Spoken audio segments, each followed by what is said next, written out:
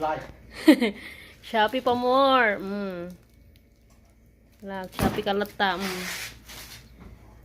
Okay. So, i-unbox natin guys. Let's see what is this. Darling, assemble natin.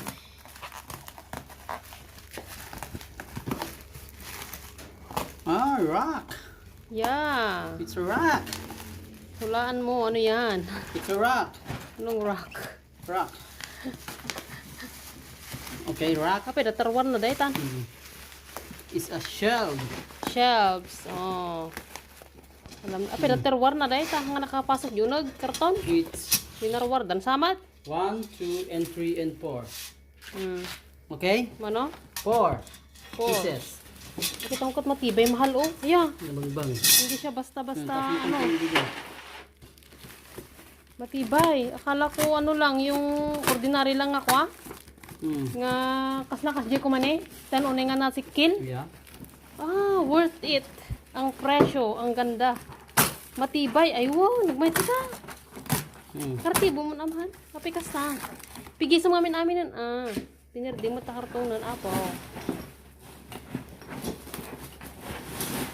Yan.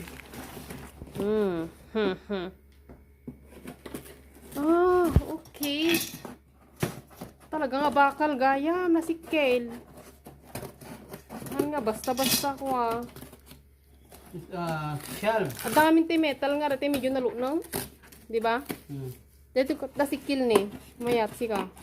Heavy duty. Hindi ka lugi. Wow. Perfect. And other one 4. Damot shelf pa dito ni. Okay. 4. 5, ano in order ko? 5 layer ba? 1. Okay, 1, 2, 3, 4. Okay, 5. Oh, there's so many screw. Yeah. Nagiti-dagiti accessories na ni. Okay, nuwarang dala tama ka sa dala yung supot mo tan. Makapelo. Pikas na nakalukat.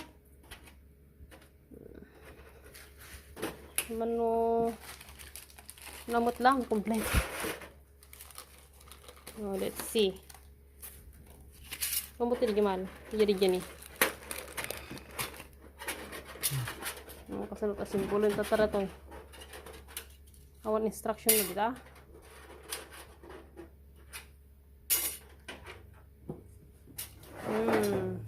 Galvanize. Ito na pa. Hot. Assemble natin. Na-assemble muna natin yung mga 4 na haligi. Yan. Lagyan ng roskas yan para magdugtong. At sa dulo, meron na siyang ito. Para hindi madulas. After mapagdugtong yung 4 na haligi, maglalagay na tayo ng ganito sa mga layer niya. Yan. Ganito lang guys maglagay yung niya, patungan ng kanyang shelves. Yan. Depende yan kung paanong spacing ng paglalagay ninyo. So ganito. Yan, kasi 5 layers ito. So dito tayo simula sa baba. Yan, una ay ilalagay natin yung first layer para tumayo siya. Yan, itinabit ni Mr. Para mas madali na yung ibang layer ikabit. Wakas, nakatapos din ng isang layer. Yan, mas madali lang mamaya yung ibang layer niya. Malapit nang matapos ni Mr.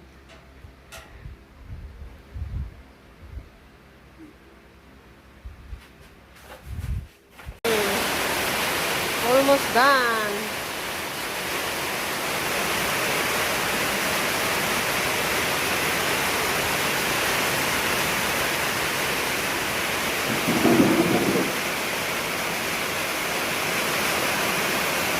Uulan, ang lakas ng ulan. Woohoo! 5 layer. Oh, tara, tingnan natin sa labas. Woo! Grabe. Salamat, umulan. Lumamig ang panahon. Kapag naglinong taybakan.